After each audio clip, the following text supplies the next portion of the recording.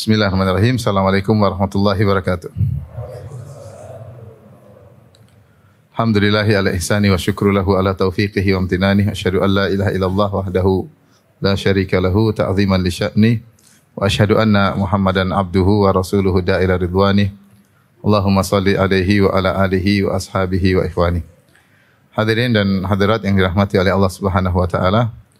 Pada kesempatan yang bahagia ini kita akan bahas suatu ibadah yang sangat agung dan diseru oleh Allah Subhanahu wa taala untuk kita selalu melakukannya dan juga dipraktekkan oleh Nabi sallallahu alaihi wasallam dan para sahabatnya, yaitu ibadah bertaubat kepada Allah Subhanahu wa taala.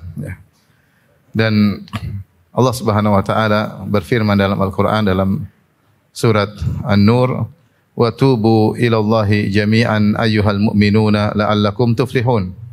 Dan hendaknya kalian kaum beriman, hendaknya kalian bertaubat seluruhnya, seluruh kalian hendaknya bertaubat jami'an la'allakum tuflihun, agar kalian beruntung. Ayat ini adalah ayat Madaniyah. Maksudnya ayat Madaniyah itu ayat yang turun di kota Madinah, turun kepada para sahabat yang mereka telah melalui ibadah-ibadah yang agung. Mereka telah berhijrah, mereka telah berjihad dengan perang Badar, perang Uhud dan perang yang lainnya. Dan begitu banyak pengorbanan yang telah mereka lakukan. Tetapi Allah Subhanahu wa taala tetap memerintahkan mereka untuk bertaubat. Wa tubu ilallahi jami'an. Bertobatlah kalian seluruhnya, ayyuhal mu'minun, orang-orang yang beriman. Buat apa? La'allakum tuflihun, agar kalian beruntung. Oleh karenanya para ulama menyebutkan taubat adalah wazifatul umur. Taubat adalah kegiatan seumur hidup. Dari awal kita bertaubat dan dalam perjalanan hidup juga kita bertaubat, dan di penghujung ya kita juga bertaubat. Oleh karenanya bahkan Nabi sallallahu alaihi wasallam di akhir hayatnya justru sering bertaubat kepada Allah Subhanahu wa taala. Allah turunkan firman-Nya, "Idza jaa nasrullahi wal fath wa ra'aitan nasa yadkhuluna fi dinillahi afwaja fasabbih bihamdi rabbika wastaghfirhu innahu kana tawwaba." Jika telah datang pertolongan Allah dan kemenangan dari Allah, dan engkau melihat orang-orang telah masuk Islam berbondong-bondong, kata Allah, fasabbih bihamdi rabbika wastaghfirhu, maka bertasbihlah kepada Allah Subhanahu wa taala, kepada Rabbmu, wastaghfirhu, dan beristighfarlah, innahu kana tawwaba, sungguhnya Allah Maha penerima taubat. Maka sejak turun surat tersebut di akhir hayat Nabi sallallahu alaihi wasallam, maka Nabi selalu dalam ruku dan sujudnya beliau berzikir, subhanakallahumma rabbana wa bihamdika Allahumma ighfirli, subhanakallahumma rabbana wa bihamdika Allahumma ighfirli, ya. Yaitu artinya maha suci engkau ya Allah dan ampunilah aku. Nabi menggabungkan antara tasbih dengan istighfar, karena Allah perintahkan fasabbih bihamdi rabbika wastaghfirhu, bertasbihlah dan istighfarlah.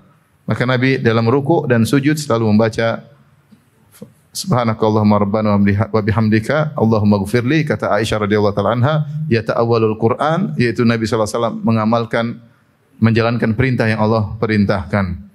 Bahkan Nabi sallallahu alaihi wasallam ketika mau meninggal dunia, apa doa terakhir yang beliau ucapkan? Beliau berdoa, Rabbighfirli warhamni, ya, walhiqni birrafiqil a'la. Rabbighfirli warhamni, ya Allah rahmatilah aku, ya Allah ampunilah aku dan rahmatilah aku, dan susulkanlah aku bersama ar-rafiqil a'la, itu orang-orang soleh, para syuhada, para solehin, para nabi, para anbiya yang telah mendahuluiku. Ini kenapa perlu saya sampaikan? Saya ingin mengingatkan, jangan sampai kita salah sangka, kita menyangka taubat itu hanya untuk orang-orang para pendosa saja. Sesungguhnya ibadah taubat itu untuk semuanya. Ya. Tentunya lebih ditekankan bagi orang-orang yang terjerumus dalam dosa. Bahkan orang-orang yang beriman, sekelas para sahabat, mereka diperintahkan untuk bertobat kepada Allah Subhanahu wa taala. Karena manusia tidak luput dari namanya dosa. Dosa besar maupun dosa kecil, ya. Dosa besar maupun dosa kecil, siapa yang terluput dari dosa? Para sahabat yang saya katakan, yang mereka telah berjuang, berjihad, berhijrah, mengorbankan harta mereka, meninggalkan kampung halaman mereka, meninggalkan dunia mereka, meninggalkan keluarga mereka. Mereka tetap dikatakan oleh Allah, wa tubu ilallahi jami'an ayyuhal mu'minun la'allakum tuflihun. Bertobatlah kalian seluruhnya wahai orang yang beriman agar kalian beruntung.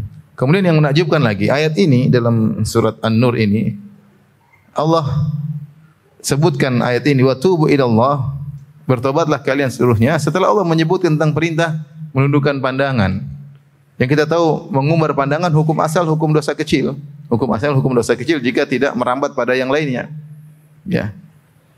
Dan tidak berulang-ulang. Kalau sering-seringan maka tidak ada dosa kecil kalau berulang-ulang. Sebagaimana Ibnu Abbas berkata, la saghirata ma'al israr.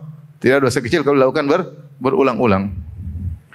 Meskipun ada khilaf di kalangan para ulama, apakah dosa kecil kalau berulang-ulang belum menjadi besar atau tetap menjadi dosa kecil tapi dosanya bertumpuk. Ada khilaf di kalangan para ulama. Saya bahas dalam buku saya insyaallah tentang Al-Kabair, Syarah Al-Kabair. Lagi saya tulis ya. Tapi ikhwan dan akhwat yang rahmati Allah Subhanahu wa taala, ayat ini wa tubu ilallahi jami'an, hendaknya kalian bertobat, adalah potongan dari ayat tentang perintah menundukkan pandangan. Kata Allah Subhanahu wa taala, "Kullil mu'minina yaghuddu min absarihim wa yahfadhu furujahum, dzalika azka lahum innallaha khabirum bima yasnaun." Wa kullil mu'minati yaghuddna min absarihinna wa yahfadhna furujahunna wa la yubdina zinatahunna illa ma dhahara minha wal yadribna bi khumurihinna ala juyubihinna, dan seterusnya. Allah mengatakan, katakanlah kepada lelaki mukmin untuk menundukkan pandangan mereka dan menjaga kemaluan mereka. Itu lebih suci bagi mereka. Dan Allah mengetahui apa yang mereka lakukan. Dan katakanlah kepada wanita-wanita mukminah untuk menundukkan pandangan mereka dan menjaga kemaluan mereka. Dan tidak menampakkan perhiasan mereka kecuali yang biasa nampak. Seterusnya di akhir ayat, ya, kata Allah, wa tubu ilallahi jami'an ayyuhal mu'minun. Hendaknya kalian bertobat seluruhnya oleh orang yang beriman. Syekh Muhammad bin Shalih Al-Utsaimin rahimahullah ketika mengomentari ayat ini beliau mengatakan ini dalil bahwasanya wajib bertobat bahkan dari dosa-dosa kecil. Wajib bertobat bahkan dari dosa-dosa kecil. Kalau ayat ini turun kepada para sahabat yang mungkin sarana mereka untuk memandang yang haram tidak ada, mereka keluar rumah orang pakai jilbab semua. Ya. Itu saja Allah masih suruh tundukkan pandangan. Gimana lagi dengan kita di tahun 2023? Sementara HP kita isinya medsos ya. Bahkan sebagian kita Facebooknya akunnya 2. Terus gimana? Pasti dosa atau tidak? Pasti berdosa atau tidak? Pasti. Tiap hari? Pasti. Maka kita lebih tertuntut untuk bertobat kepada Allah Subhanahu wa taala. Maka ini peringatan bagi kita semua, bagi saya pribadi juga bagi hadirin hadirat. Jangan kita sangka bertobat itu untuk orang-orang pelaku dosa besar, para sahabat disuruh bertobat oleh Allah Subhanahu wa taala. Kalau para sahabat saya bertobat oleh kita. Dosa banyak, dosa mata, dosa telinga, dosa hati, dosa ucapan, dosa sombongan, dosa merendahkan, dosa meremehkan, dosa banyak sekali. Dosa sama suami, apalagi ibu-ibu banyak sekali dosanya sama suami. Dosa sama istri enggak terlalu banyak. Tapi berulang-ulang. Dosa sama orang tua, dosa sama banyak anak-anak haknya tidak dipenuhi, tetangga tidak diperhatikan. Kita ini tiap hari berlumuran dosa.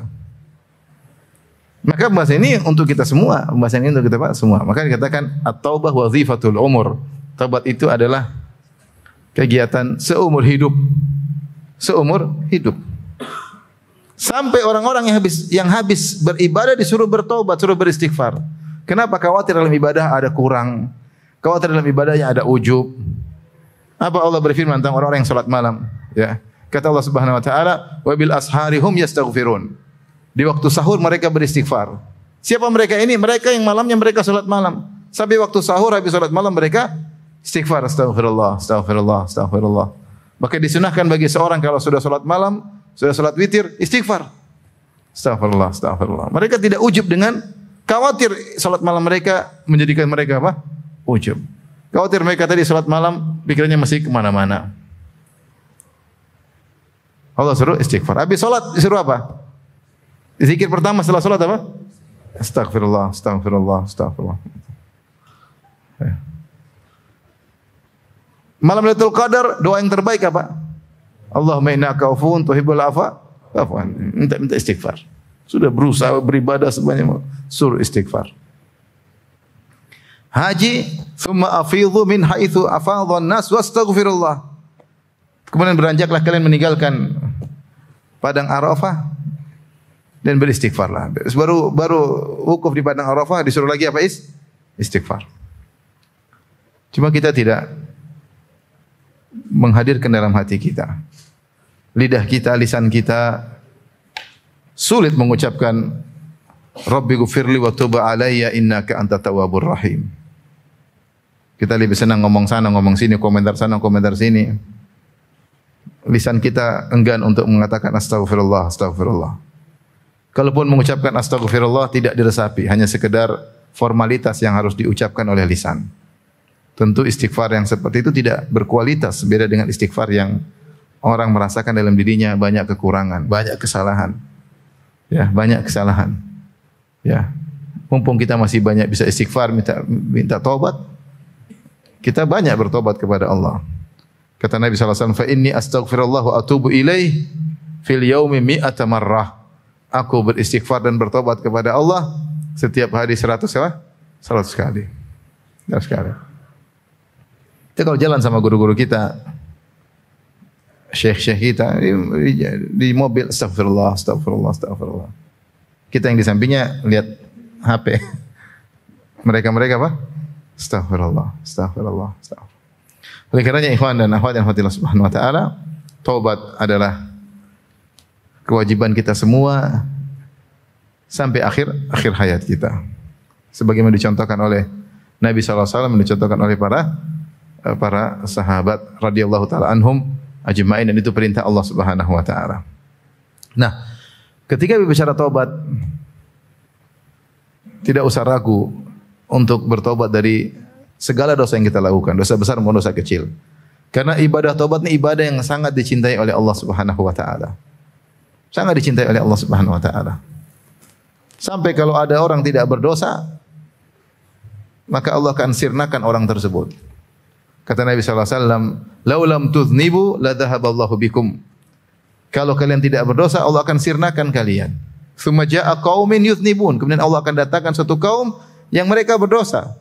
Tsumma yastaghfirunallah, kemudian mereka beristighfar kepada Allah, fa yaghfirullahu lahum, lantas Allah mengampuni mereka. Jadi Allah suka seorang apa?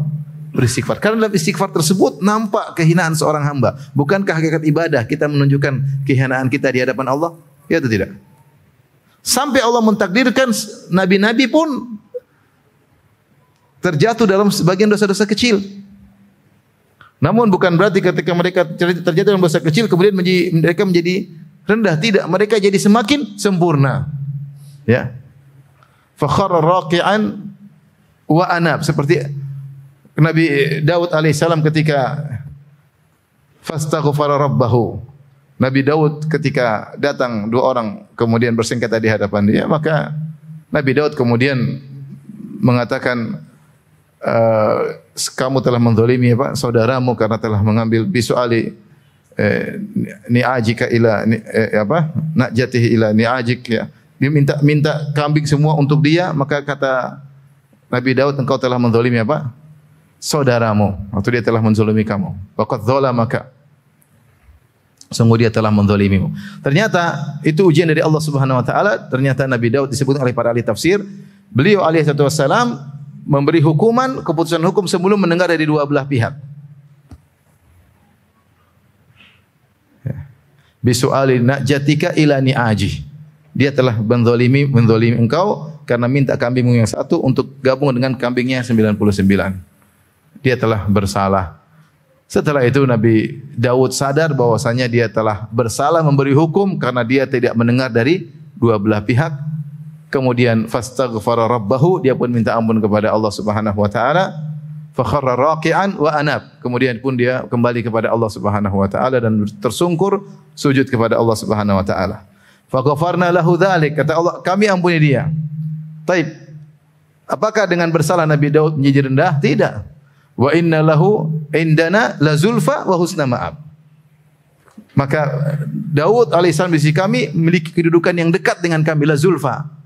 Dia dekat dengan kami, wa husna ma'ab, dan tempat kembali yang indah itu di surga. Allah sebutkan setelah dia berdosa, dia bertobat, derajatnya lebih apa? Lebih tinggi. Kenapa? Karena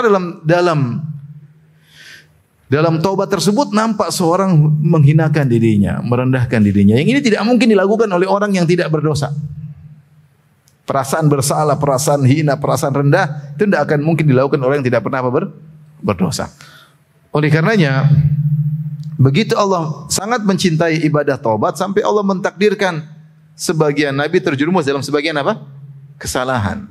Agar mereka mengamalkan ibadah ini, ibadah taubat. Kemudian setelah itu Allah angkat derajat mereka setelah mereka bertaubat. Karenanya jangan ragu-ragu untuk bertaubat.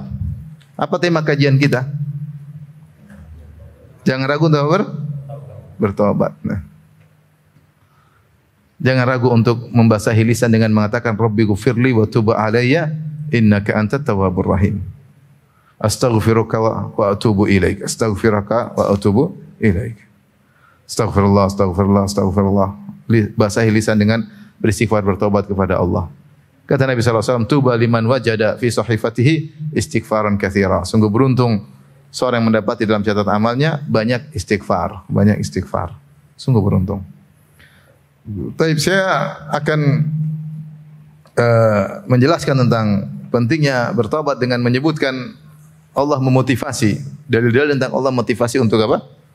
Bertobat. Banyak. Di antaranya dalam surat At-Taubah ayat 104. Dan juga dalam surat Syura ayat 25. Kata Allah Subhanahu wa taala, "Alam ya'lamu anna Allah huwa yaqbalu taubata an ibadihi wa ya'khudhu as-sadaqat wa anna Allah huwa tawwabur rahim." Allah berfirman, "Alam ya'lamu, tidakkah mereka mengetahui annallaha huwa yaqbalu taubatan ibadihi." Sungguhnya dialah Allah yang menerima taubat dari hamba-hambanya. Wa ya'khudhu shadaqat, dan dia pun menerima sedekah-sedekah hamba-hambanya. Wa annallaha, dan Allah tutup ayatnya, wa annallaha huwa tawwabur rahim, dan sungguhnya Allah Subhanahu wa taala dialah Maha penerima taubat dan dia Maha penyayang. Ayat ini ayat yang agung dalam surat At-Taubah. Allah motivasi, jangan ragu-ragu untuk apa? Bertobat kalau bersalah. Kenapa? Karena Allah Maha menerima taubat. Bahkan Allah mengatakan memotivasi, tidakkah mereka tahu? Kenapa mereka tidak bertobat? Alam ya'lamu, tidakkah mereka tahu? Annallahu huwa yaqbalu taubatan ibadi. Dialah Allah yang Maha penerima taubat. Di sini kata Al-Qurtubi rahimahullahu taala, Allah mengatakan annallaha huwa. Allah tidak mengatakan annallaha yaqbalu taubata an ibadihi. Tapi Allah tambah huwa, dhamirul fasal di tengah-tengahnya. Tidakkah mereka tahu bahasanya Allah dialah, ada kata dialah. Allah tidak mengatakan, tidakkah mereka mengetahui Allah menerima taubat dari hamba-hambanya. Bukan begitu ayatnya. Tapi Allah mengatakan huwa yaqbalu taubatan ibad. Tidakkah mereka mengetahui Allah dialah, ada tambahan apa? Dialah yang menerima taubat dari hamba-hambanya. Kata Al-Qurtubi rahimahullah, karena taubat adalah ibadah khusus yang hanya kepada Allah. Siapa yang bertobat kepada selain Allah, dia melakukan apa? Kesyirikan. Allah tidak menyerahkan taubat kepada malaikat, Allah tidak menyerahkan taubat kepada para nabi. Taubat langsung kepada siapa? Allah. Karena dalam taubat itu ada perendahan seorang kepada Allah Subhanahu wa taala, pengakuan dosa-dosanya. Ya. Tidak seperti sebagian kaum Nasara yang kemudian orang bertobat pergi ke sebagian rahib-rahib kemudian dikasih sukukul gufran, dikasih apa? Apa namanya? Apa kalau orang ijazah pengampunan? Bayar dikasih ya, sudah aman, terima taubat. Tidak ada. Taubat langsung kepada siapa? Kepada Allah Subhanahu. Allah tidak serahkan malaikat Jibril, Allah tidak serahkan kepada Nabi sallallahu alaihi wasallam. Taubat kepada siapa? Allah. Taubat kepada Allah Subhanahu wa taala. Makanya orang datang kepada Nabi, ya Allah, ya Nabi mintakan ampunan buatku. Nabi minta ampunan kepada siapa? Allah. Itu hak prerogatif Allah Subhanahu wa taala. Makanya Allah tambah alam ya'lamu annallaha huwa. Dialah yang menerima apa? Taubat. Karena dalam taubat tersebut Allah sangat cinta dengan ibadah taubat tersebut. Seorang menangis, merendahkan dirinya, menghinakan, tidak ada sesuatu yang dia ujubkan ketika dia bertaubat. Dia tahu dia lemah. Dia tidak bangga dengan imannya, tidak bangga dengan sedekahnya, tidak bangga dengan salat malam, dia tahu dia bersalah. Ini ibadah yang sangat dicintai oleh Allah Subhanahu wa taala. Dialah Allah yang menerima taubat hamba-hambanya. Kemudian kata Allah, wa ya'khudhu shadaqat, dan dialah yang menerima sedekah. Para ahli tafsir ketika menafsirkan ayat ini seperti sungguhnya Allah menerima sedekah para hamba, tsumma yurabbiha, kemudian Allah mengembangkan sedekah tersebut, kama yurabbi ahadukum muhrahu, sebagaimana salah seorang dari kalian kalau punya kuda kecil dia rawat sampai jadi apa? Jadi besar. Maka demikian Allah terima sedekah terkadang sedikit, hatta luqmah tasira ka Uhudin, sampai satu suapan kita sedekahkan Allah bisa kembangkan menjadi seperti gunung Uhud. Ya. Ini motivasi juga untuk apa? Bersedekah, ya. Yamhaqullahu riba wa yurbis sadaqat. Sungguhnya Allah menghapuskan keberkahan riba dan Allah mengembangkan sedekah. Bahkan seorang ketika bersedekah sebelum jatuh ke tangan sang pengemis atau sang peminta-minta, sudah diterima Allah sebelum jatuh ke tangan pengemis, dan yakin Allah Maha penerima apa? Sedekah. Wa ya'khudhu shadaqat. Kemudian di akhir ayat kata Allah, wa annallaha huwat tawwabur rahim, sungguhnya Allah Maha penerima taubat dan Maha penyayang. Nah, Allah punya nama adalah At-Tawwab. At-Tawwab. Di sini ada nama-nama yang mirip-mirip. Ada Al-Ghafur, ada At-Tawwab, Al-Afu. Ini 3 nama. Ada khilaf di kalangan para ulama tentang makna ini. Tapi 3 nama ini, nama Allah ini semua terkait dengan dosa-dosa. Al-Ghafur sendiri datang dengan 3 nama. Ghafir, seperti ghafiri dzambi wa qabilit taubi. Ya. Ghafir. Kemudian Ghaffar. Ya. Innaka kunta ghaffara. Ya. Ghaffar. Kemudian Ghafur yang paling banyak apa? Ghafur. Wa huwal ghafurur apa? Rahim. Banyak. Ghafir isim fa'il. Ghaffar dan Ghafur sighah mubalaghah yang menunjukkan banyak dalam perbuatan tersebut. Allah Ghafir, mengampuni dosa. Ghaffar yaitu Allah Subhanahu wa taala mengampuni dosa sebesar apapun. Ghaffar. Ghafur, Allah mengampuni dosa berulang-ulang sebanyak apapun, karena Ghafur menunjukkan takfir, kasrah. Allah mengampuni. Ghaffar, dosanya sebesar apapun Allah akan apa? Ampuni. Seperti kata Abu Nawas dalam syairnya, ya Rabbi in azumat dhunubi kasratan wa laqad alimtu bi anna afwaka a'zamu. Ya Rabbku, ya, meskipun saya tahu dosa-dosaku sangat banyak, namun saya yakin bahwasanya ampunanmu lebih besar daripada dosa-dosaku. Kemudian ada namanya At-Tawwab, Maha penerima taubat. Kemudian ada namanya Al-Afu. Apa bedanya antara Al-Ghafur, At-Tawwab sama Al-Afu? Tentu ada pembicaraan panjang di kalangan para ulama, namun saya pilihkan salah satu pendapat agar kita ada lebih mencerna tentang perbedaan makna-makna tersebut. Tadi sudah kita sebutkan Al-Ghaffar sama apa? Al-Ghafur. Al-Ghaffar, Al-Ghafur, Al-Ghafir kembali kepada makna maghfirah yang artinya menutup dan menghalangi. Ini disampaikan oleh Ibnu Qayyim rahimahullahu taala, oleh karena dikatakan mikfar. Rasulullah SAW ketika dalam perang Uhud, beliau menggunakan mikfar, yaitu helm yang dipakai oleh prajurit, yang fungsi mikfar 2, yaitu menutupi sekaligus menjaga.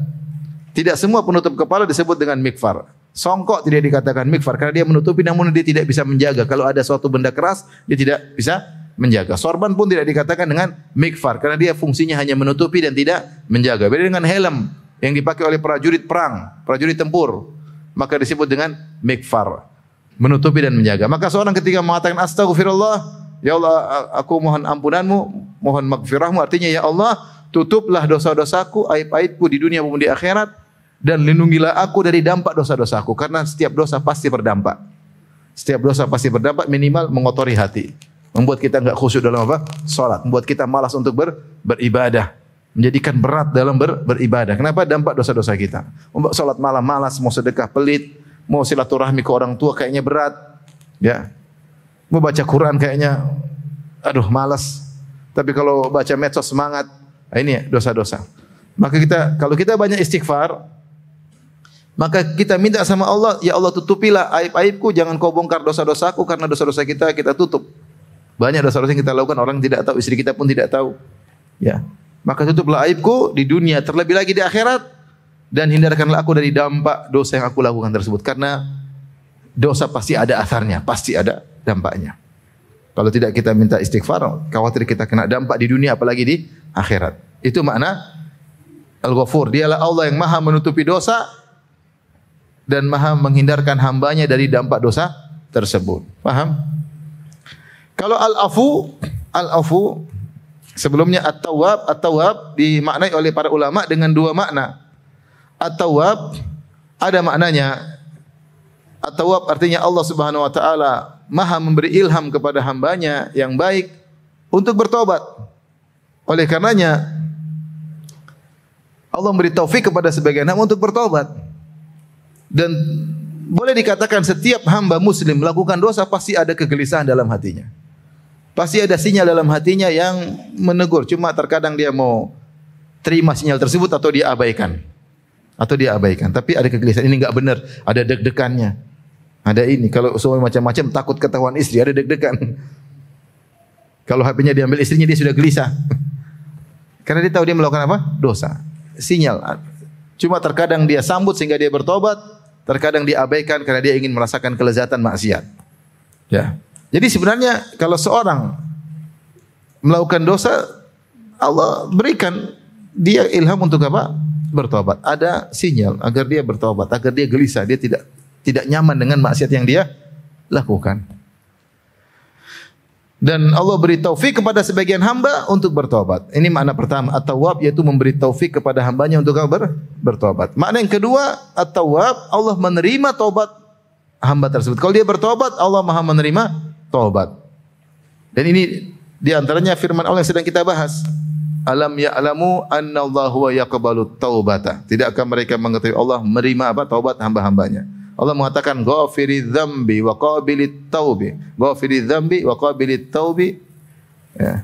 Dzit taul syadidil iqab dzit taul dalam surat Ghafir. Ya. Ghafiriz dzambi wa qabilit taubi syadidil iqabi dzit taul. Artinya dialah Allah yang maha menutup dosa-dosa hamba dan menghilangkan dampaknya, itu maha maghfirah, qabilit taubi, yang maha menerima apa? Taubat. Namun ingat, syadidil iqab, hukumannya sangat dahsyat, dzit taul, yang memberi banyak kenikmatan, pemilik banyak kenikmatan. Jadi qabilit taub, Allah maha menerima taubat. Ya. Sehingga kalau ada orang hamba yang bertobat, secara aturan pasti diterima. Pasti diterima. Kenapa pasti diterima? Karena Allah At-Tawwab, maha penerima apa? Taubat. Orang sering bertanya, Ustaz, taubat saya diterima atau tidak? Pasti diterima, tapi dengan syarat kamu memenuhi persyaratan taubat. Ibnu Qayyim bahas masalah ini. Allah maha penerima taubat. Namun kita tidak bisa memastikan dosa kita diampuni oleh Allah atau tidak, bukan karena Allahnya, tapi karena kitanya, apakah kita memenuhi persyaratan taubat atau tidak itu. Seandainya kita memenuhi persyaratan taubat, pasti diterima karena Allah adalah At-Tawwab.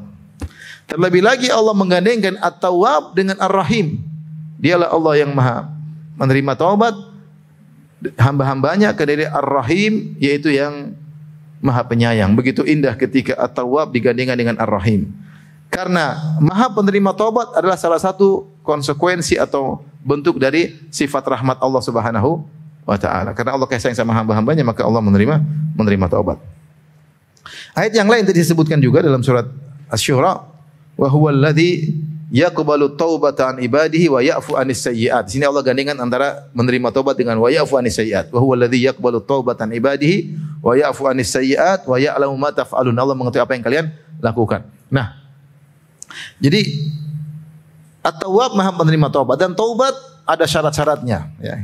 Sebagaimana dijelaskan oleh para ulama, di antaranya oleh An-Nawawi dalam kitabnya Riyadhus Shalihin, yaitu jika memenuhi 3 persyaratan. Yang pertama, al-iqla' anidz dzam, meninggalkan dosa tersebut. Yang kedua, an-nadam, menyesal asal perbuatan tersebut, dan Nabi bersabda an-nadamatu taubah. An-nadama at-taubah. Menyesal adalah taubat. Yang ketiga, al-azm ala adamil audah, bertekad untuk tidak kembali lagi. Siapa yang memenuhi 3 persyaratan ini, pasti taubatnya diterima, pasti.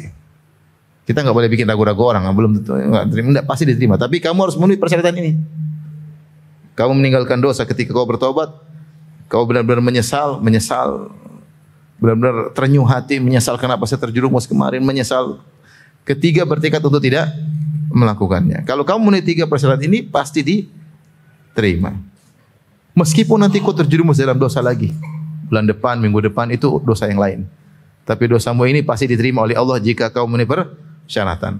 Syarat berikutnya yang keempat adalah jika terkait dengan hak orang lain harus dikembalikan. Sebagaimana kita tahu tentang syarat taubat. Kalau ada seorang mencuri barang orang, ya kembalikan. Jangan bilang astagfirullah wa atubu ilaih tapi barangnya enggak dikembalikan. Dia curi mobil orang kemudian astagfirullah wa atubu ilaih. Enggak bisa. Mobilnya kembaliin baru astagfirullah wa atubu ilaih.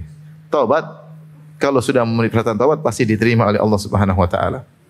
Dari sini dia tahu bahwasanya taubat beda dengan istighfar. Istighfar adalah doa. Ya Allah, aku mohon ampunan. Bisa jadi seorang masih belum taubat tapi dia istighfar. Ada orang begitu enggak? Ada. Contoh kerja di konvensional ribawi. Dia setiap hari istighfar, astagfirullah, astagfirullah. Tapi apakah dia bertobat? Enggak, dia tidak bertobat. Kenapa? Kalau bertobat syaratnya harus meninggalkan apa? Dosa. Tapi dia boleh beristighfar. Astagfirullah, ya Allah ampuni, belum bisa ninggalin. Astagfirullah, astagfirullah. Nah, dia minta diampuni. Nah, itu urusan Allah mau terima atau tidak. Tapi istighfar itu wazan istaf'ala, maksudnya talabul maghfirah, minta ampunan. Tidak disyaratkan orang beristighfar untuk meninggalkan dosa yang dia lakukan. Artinya orang berdosa boleh beristighfar, tapi istighfar yang sempurna adalah dengan bertaubat. Kalau dia masih melakukan dosa, dia istighfar, ya terserah Allah kabulkan atau tidak. Bisa Allah ampuni, bisa Allah tidak ampuni. Jadi taubat adalah derajat tertinggi dari apa? Istighfar. Jadi kalau orang beristighfar jangan bilang percuma kok istighfar kok masih enggak, biarin dia istighfar, biarin aja. Istighfar.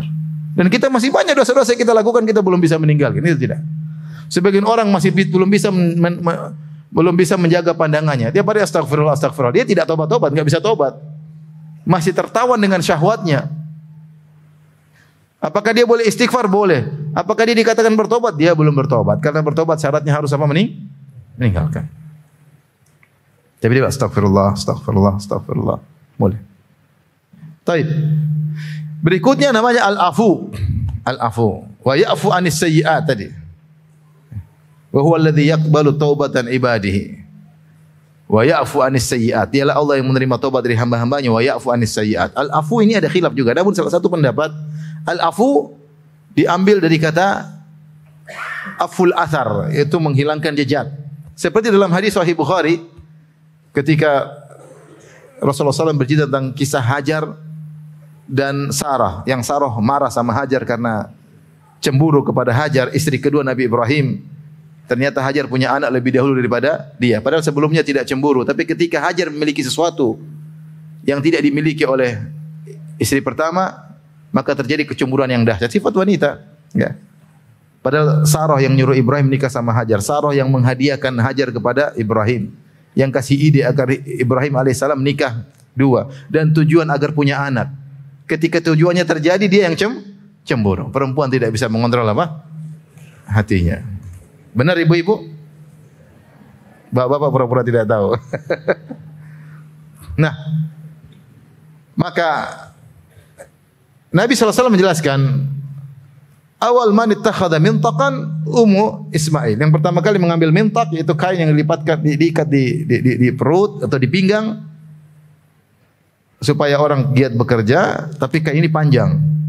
Yang pertama kali mengikat mintak adalah Hajar Ummu Ismail. Buat apa? Litu'affiya atharaha ala Sarah, untuk menutup menghilangkan jejaknya dari Sarah. Jadi dia berjalan dikasih kain belakangnya sehingga jejaknya apa? Hilang. Kayak tinggal dikasih kain, tinggal ditiup angin, selesai.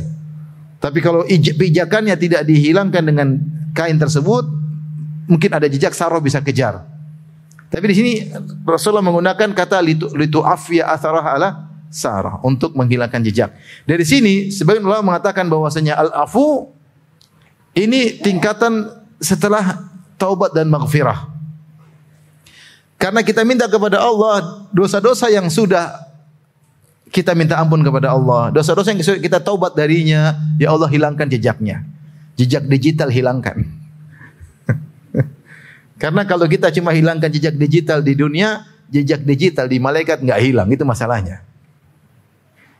Dia lihat kita hapus, historinya dihapus, tapi jejak digital hilang atau tidak? Tidak. Jejak maksudnya di catatan malaikat tidak hilang. Nah, ketika mengatakan ya Allah ya'fu anis sayyi'at, yaitu Allah menghilangkan dosa dengan jejak-jejaknya seluruhnya. Seakan-akan orang tersebut tidak berdosa sama sekali. Sehingga catatannya pun hilang. Ini saya ada khilaf di kalangan para ulama tentang orang yang bertobat dan tobatnya diterima. Apakah catatannya masih ada atau tidak? Khilaf di kalangan para ulama. Sebagian salaf mengatakan catatannya masih ada dan akan tetap ditampakkan untuk menunjukkan luasnya rahmat Allah. Kamu pernah begini supaya kamu tidak lupa. Pendapat kedua mengatakan catatanmu hilang karena kesempurnaan rahmat Allah tidak ditampakkan lagi. Ya, makanya salah seorang salaf Fudail bin Iyad mengatakan, ya sau'atah wa in afaut, sungguh memalukan meskipun kau ampuni aku ya Allah. Dia berkeyakinan bahwasanya meskipun sudah diampuni masih akan ditampakkan. Namun pendapat yang menguatkan bahwasanya catatannya pun hilang adalah nama Allah apa? Al-Afu. Menurut sebagian ulama Al-Afu artinya yang menghilangkan jejak. Apalagi dalam hadis at-taibu minadz-dzam kaman la dzamba lahu. Orang yang bertobat dari dosa seperti tidak pernah berdosa sama sekali. Artinya hukuman tidak ada, jejak pun hilang sama sekali. Makanya ketika Aisyah bertanya kepada Nabi SAW, ya Rasulullah, lau alimtu anna al-laila lailatul qadar, madza aqul? Ya Rasulullah, kalau saya tahu ini malam Lailatul Qadar, itu malam yang sangat diharapkan dikabulkan doa.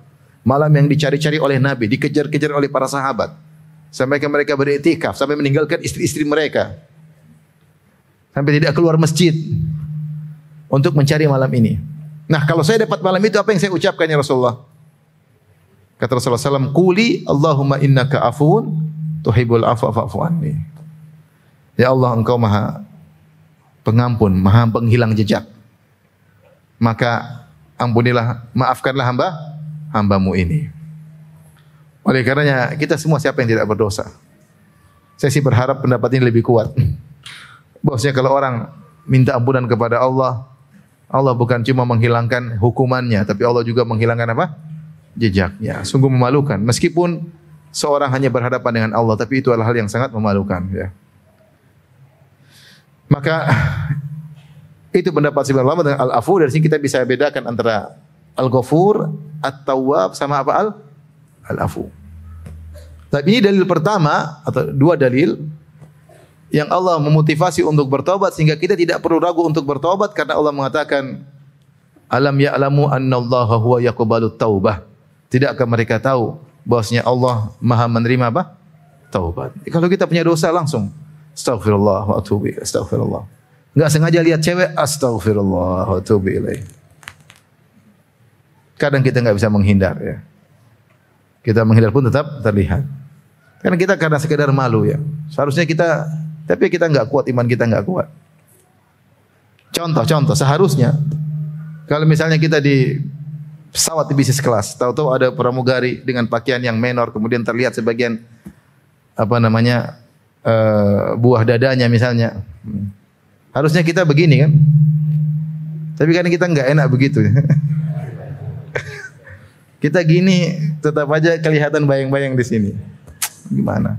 Coba bilang apa? Astagfirullah. Seharusnya kita bilang, Mbak. Harusnya gitu. Tapi kita ya gimana ya? Nah, takut dibilang ekstrim lah, takut apa maksudnya? So alim katanya. Tapi seharusnya begitu. Ada kawan, subhanallah, Ustadz, dia mungkin lebih berani daripada saya ya. Dia nasihati pramugari, Mbak, begini sampai kapan? Saya belum sampai makom itu, saya belum sampai. Masya Allah. Contoh, maksudnya kita nggak bisa menghindar mau diapain. Itu yang kita tidak mau, kita tidak menghindar. Apalagi kalau kita mau ya pasti ngelihat. Tinggal buka YouTube, tinggal buka Facebook, tinggal buka ya udahlah. Kalau kita berdosa langsung istighfar dan bertobat. Menyesal. Tapi kalau tobat harus ada apa? Menyesal. Kalau nggak ada menyesal bukan namanya apa? Tobat. Ya Allah saya bertobat tapi tidak menyesal. Mbak sini Mbak, lagi repot panggil lagi. Itu namanya nggak menyesal. Kita jawab paling pada tahapan istighfar. Astagfirullah, astagfirullah. Ya Allah saya belum bisa. Astagfirullah. Allah menyuruh kita untuk bertobat, tidak usah ragu-ragu karena Allah Maha menerima taubat. Dan Allah tutup ayat tersebut dengan wa annallaha tawwab. Tawwab itu maha, sigah mubalaghah, artinya kathrah, menunjukkan kathratul fi'l. Itu sering menerima taubat. Kalau kau taubat sekarang nanti taubat lagi, tidak ada masalah bagi Allah. Kau taubat 1 triliun kali, tidak ada masalah bagi Allah. Kalau manusia enggak, ente minta maaf sekarang. Kedua masih maafkan. Ketiga masih maafkan. Keempat maafin sambil ngomel. Kelima tidak ada maaf bagimu. Manusia begitu kan? Ya. Kalau Allah enggak, mau ulang-ulang terus tidak ada masalah. Yang penting memenuhi persyaratan apa? Taubat. Makanya orang bertanya, Ustaz, saya dosa kemudian saya taubat. Taubat saya terima enggak? Karena saya dosa lagi lah. Tinggal kita enggak tahu waktu kau dosa sebelumnya ini benar-benar penuhi persyaratan taubat atau tidak. Kalau memenuhi persyaratan taubat pasti diterima meskipun kau ulang lagi. Dalam satu hadis kata Nabi SAW, ada adnaba abdun dzamban, ada seorang yang melakukan dosa. Faqala Rabbi ghfirli, dia mengatakan Allah ampunilah aku. Maka Allah berkata, alima abdi anna lahu rabban ya'khudhu bidzam wa yaghfiru dzam. Hambaku mengucapkan, ya Allah ampunilah aku, karena dia tahu Tuhannya mengampuni dosa. Dan dia tahu Tuhannya bisa menyiksa gara-gara dosa. Sehingga dia berkata, ya Allah ampunilah aku. Kata Allah, ghafartu lahu, aku ampuni dia. Kemudian kata Nabi SAW, thumma makatha masyaallah. Kemudian dia diam beberapa lama tidak berdosa. Lagi baru taubat, tidak bermaksiat. Thumma atnaba dzamban akhar. Kemudian dia berdosa lagi, dosa yang lain. Ketika dia berdosa lagi, dia bilang, Rabbi ghfirli, ya Allah ampunilah aku. Kata Allah, alima abdi anna lahu rabban yaghfiru dzam wa ya'khudhu bidzam. Hambaku tahu dia punya Tuhan, yaitu Allah Subhanahu wa taala, yang mengampuni dosa dan bisa menghukum karena dosa, maka dia minta ampun. Kata Allah, ghafartu lahu, aku ampuni dia. Kata Nabi, summa makatha masyaallah. Kemudian dia beberapa lama, entah sebulan 2 bulan tidak berdosa. Summa aznaba dzamban akhar. Kemudian terjumus lagi dosa yang lain. Dan dia berkata lagi, Rabbi ghfirli, ya Allah ampuni aku. Kata Allah komentari lagi, alima abdi anna lahu rabban ya'khudhu bidzam wa yaghfiru dzam. Hambaku tahu dia punya Tuhan yang mengampuni dosa, maha mengampuni dosa dan bisa menghukum karena dosa. Ghafartu lahu, dan aku ampuni dia lagi. Falyaf'al abdi ma syaa. Silakan hambaku melakukan apa yang dia inginkan. Artinya apa? Setiap dia berdosa, dia minta ampun. Setiap dia berdosa, minta ampun. Allah selalu mengampuni. Kenapa? Karena Allah Tawwab. Kenapa Allah Tawwab? Ini jangan dipahami hadis ini ya. Saya ulangi lagi deh. Begitu ngulangi belum sempat taubat, tewas. Itu repot. Itu bahaya. Tapi maksud saya ini, jangan bikin orang putus asa. Dia terjebak, tertawan dengan syahwatnya, terjebak dengan kebiasaannya. Bertobat. Tobat kepada Allah Subhanahu wa taala. Bahkan ini tidak terlepas dari sebagian. Kadang saya mendengar perkara yang menakjubkan ya. Ini kejadian nyata saya juga, tapi ini kenyataan. Ada suatu pondok, saya ngajar situ. Ada seorang yang kelihatannya perhatian, kemudian nyata, alim, bahkan dia ceramah. Karena kita suruh latihan ceramah, dia ceramah. Tahu-tahu dia datang suatu hari, dia ngaku. Karena setiap malam dia keluar dari pondok. Malam balik. Dia ngaku, maaf Ustaz, bukan kepada saya tapi kepada Ustaz yang lain. Ustaz itu cerita sama saya. Saya kaget juga gitu. Dia bilang, Ustaz, saya mohon maaf Ustaz, saya tiap malam keluar. Kenapa kamu keluar tiap malam? Saya jajan Ustaz. Jadi tiap malam dia berzina. Saya enggak bisa kalau enggak berzina. Jadi subhanallah, tertawa dengan apa? Syahwat. Ini bahaya sekali orang ini kalau lagi berzina kemudian meninggal. Bahaya tidak? Bahaya, apalagi di YouTube kan. Tapi bukan dia, kita tetap suruh dia untuk apa? Bertobat. Karena kalau seorang tidak meremehkan dosa tersebut dan dia merasa dia tetap menyesal, dia belum itu masih menangis, masih ada kesempatan untuk apa? Bertobat. Karena Allah Maha menerima taubat. Oleh karena jangan ragu-ragu untuk bertobat. Ini salah satu kejadian yang menakjubkan yang pernah lewat dalam kehidupan saya. Ngaji paling depan, nyatat, latihan ceramah oke, tahu-tahu tiap malam jajan. Ya, tapi ya kalau dia tidak bilang kita nggak bakalan tahu. Taubat, makanya taubat itu tidak pakai perantara, langsung kepada Allah, karena ada rahasia-rahasia yang tidak bisa diutarakan oleh seorang hamba kepada manusia. Dia malu. Tapi dia tidak perlu malu kepada siapa? Allah. Dia utarakan ketika ingin bertobat kepada Allah Subhanahu wa taala. Kalau kita punya salah sama orang, kita susah meminta maaf. Betapa banyak pertanyaan sering, ya Ustaz, saya sudah minta sama dia, dia cuekin. Ya Ustaz, saya tidak maafkan. Itu manusia kayak gitu. Mau nyusun kata-kata susah, sudah nyusun kata-kata ditolak, minta maaf. Sama Allah ente duduk nangis, enggak usah ngomong sebisanya, diampuni. Ya, penting terpenuhi persyaratan, meninggalkan dosa. Menyesali perbuatan, bertekad untuk tidak apa? Kembali melakukannya. Tapi ini salah satu dalil Allah motivasi kita untuk bertobat, maka jangan ragu untuk bertobat setiap kita melakukan dosa. Ya. Jangan tunda-tunda. Oleh karenanya dalam sebenarnya mengatakan menunda taubat adalah dosa tersendiri. Taubat adalah ibadah yang alal faur, disegerakan. Tidak boleh ditunda. Siapa yang menunda taubat itu dosa tersendiri. Allah mengatakan wasari'u ila maghfiratin min rabbikum. Bersegeralah, cepatlah menuju ampunan Rabb kalian. Suruh bertobat segera. Ya.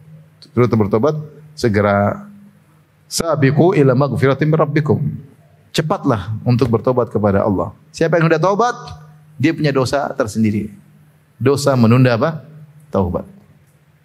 Tapi di antara dalil-dalil yang sekian banyak yang motivasi kita untuk bertobat, bahwasanya Allah telah menceritakan dan juga Nabi telah menceritakan kisah-kisah orang yang dosanya sangat besar, tapi ternyata diampuni oleh Allah Subhanahu wa taala. Ya. Dengan begitu mudahnya. Menunjukkan Allah sangat maha menerima taubat dan Allah tidak peduli dengan dosa sebanyak apapun.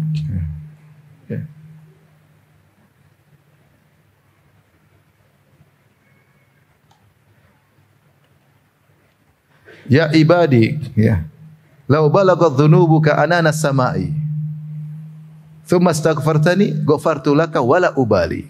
Dalam hadis qudsi. Kata Allah, wahai hambaku, jika dosamu menjulang sampai ke langit, kau minta ampun sama aku ampuni dan aku tidak peduli. Karena dia maha pengampun. Terus sebanyak pun Allah tidak peduli. Yang penting tobatnya benar. Dan tobat ini ibadah yang paling dibenci setan. Iblis sudah nyesatin orang, sudah minum khamar, sudah bunuh orang, sudah ini, sudah tahu-tahu di akhir tobat, gagal iblis. Sudah goda dia puluhan tahun, disangka jadi temannya dalam neraka, ternyata di penghujung dia bertobat.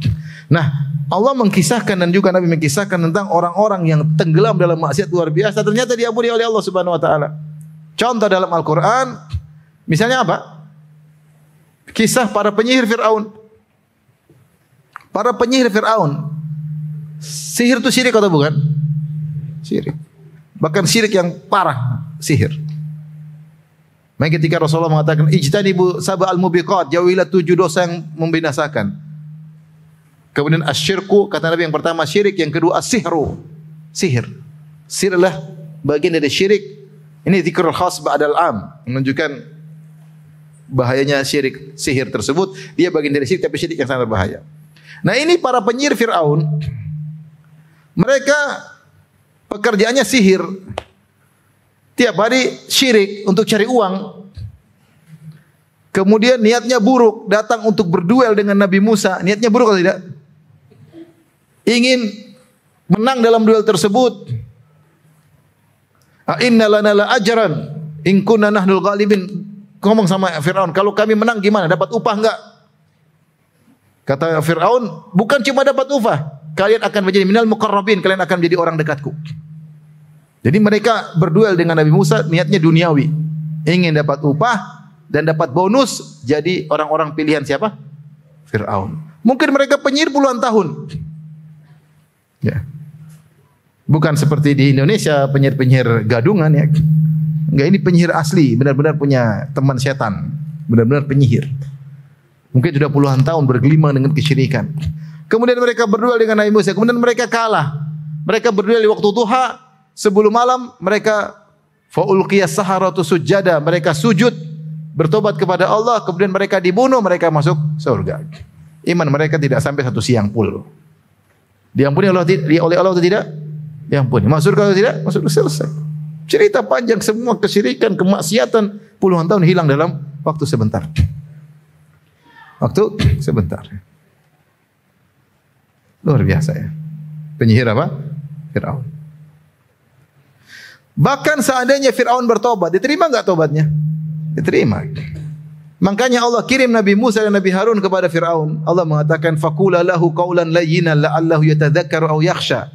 Sampaikan kepada Fir'aun, wahai Musa dan Harun, dengan perkataan yang lembut. Siapa tahu dia takut, siapa tahu dia sadar.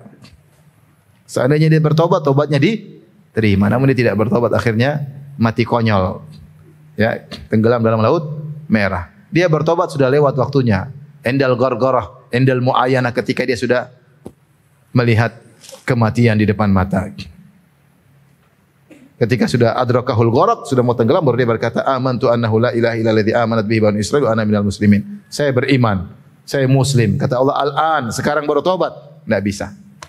Terlambat. Nah, Allah menceritakan kisah ini bahwasanya ini bagaimana penyihir Fir'aun yang dosanya begitu banyak, bertobat sebentar diterima oleh Allah Subhanahu wa taala.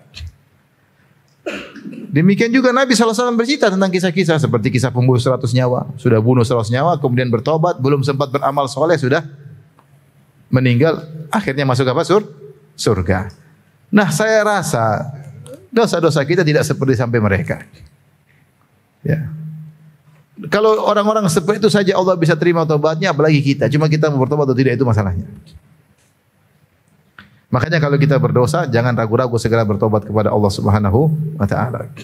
Di antara dalil yang motivasi kita untuk bertobat, Allah mencintai orang yang bertobat. Innallaha yuhibbut tawwabin. Allah mencintai orang-orang yang bertobat. Kalau kita bertobat, kita dicintai Allah Subhanahu wa taala. Semakin sering bertobat, semakin sering dicintai oleh Allah. Semakin tinggi cinta Allah kepada kita. Siapa yang tidak ingin dicintai oleh Allah? Maka jangan ragu. Astaghfirullah wa atubu ilaih. Astaghfirullah wa atubu ilaih. Rabbi ghfirli wa tubu alayya. Bertobat, sering bertobat. Maksiat bertobat.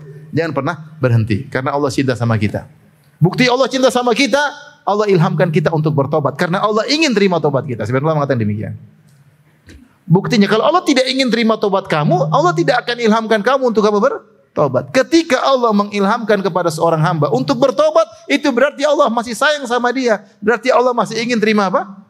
Tobatnya. Maka sambutlah ilham tersebut untuk segera bertobat. Karena Allah cinta kepada hamba yang bertobat. Dalam hadis juga orang yang bertobat, Allah sangat gembira kepada orang ini. Gembira ketika ada hamba yang bertobat. Dalam hadis kata Nabi sallallahu alaihi wasallam, "Allahu asyaddu farahan bi taubati 'abdihi hina yatubu ilaih min ahadikum bi ardin falat kana bi rahalatihi bi ardin falatan falatat minhu."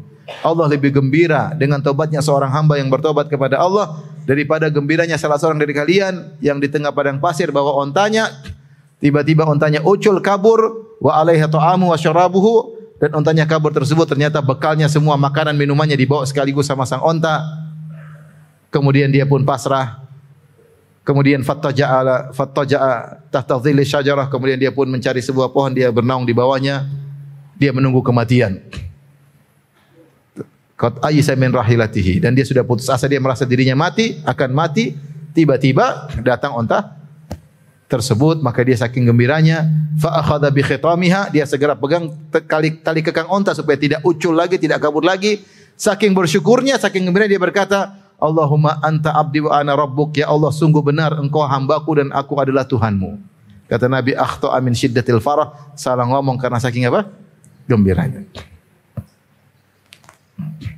Allah lebih gembira daripada orang ini. Makanya kita tidak usah ragu-ragu untuk apa? Untuk bertobat. Saya sering kasih perumpamaan, walillahil matsalul a'la. Allah telah menjelaskan, Nabi telah menjelaskan, Allah lebih sayang kepada hambanya daripada ibunya kepada anaknya. Allah lebih sayang kepada kita daripada ibu kita sama kita. Kita sudah tahu bagaimana kasih sayang ibu kita sama kita, iya tidak? Ibu kita sangat sayang sama kita. Karena kita pernah dalam perutnya, dalam kandungannya, dia yang pernah menyusui kita. Tapi yang menciptakan kita lebih sayang, yang mengkreator kita lebih sayang. Yang memberikan kita bentuk dalam rahim, yang memberikan kita segala. Siapa yang cipta? Perut ibu kita cuma tumpangan. Yang mencipta semuanya siapa? Allah. Kita ini hasil makhluk Allah. Maka wajar jika Allah lebih sayang kepada hambanya daripada ibu terhadap anaknya. Nah, kalau kita nakal, ibu kita ngomel, mungkin jewer, Terus kalau kita kembali baik, ibu kita senang atau tidak? Senang. Kita ya punya anak nakal, kita membentak, kita usir dari rumah. Tahu-tahu anak itu kembali nangis, mak saya enggak. Kita sayang enggak? Tambah sayang sama dia. Walillahil matsalul a'la, maka Allah lebih daripada itu. Maka seorang jangan ragu-ragu untuk bertobat. Kapan saja dia berdosa segera bertobat, baik dosa besar maupun dosa kecil. Dan agar dia terbiasa tidak maksiat, sebaiknya dia menjalankan sunnah Nabi sallallahu alaihi wasallam, ma min muslimin yudhnibu dzamban fatawaddaa fa ahsanal wudu'a. Siapa seorang muslim manapun yang melakukan dosa, kemudian dia berwudu dan dia baguskan wudunya, tsumma shalla rakaatain, kemudian dia salat 2 rakaat, tsumma astaghfirullah, kemudian dia beristighfar kepada Allah, illa ghufirallahu, kecuali akan diampuni. Itu sunnah salat taubat. Kalau setiap kita bermaksiat, kita salat taubat, kita akan semakin jarang bermaksiat. Setiap kita berdosa, kita salat taubat, kita semakin jarang bermaksiat, karena kita salat taubat lagi. Tobat kita serius. Di antara memudahkan kita diterima tobatnya dengan salat taubat. Wallahu a'lam bishawab. Demikian saja ikhwan dan akhwat yang rahmatillah subhanahu wa taala kajian kita pada kesempatan kali ini. Tapi demikian saja kajian kita. Insyaallah kita lanjutkan kesempatan yang lain. Subhanakallah bihamdik asyhadu an la ilaha illa anta astaghfiruka wa atubu ilaik. Assalamualaikum warahmatullahi wabarakatuh.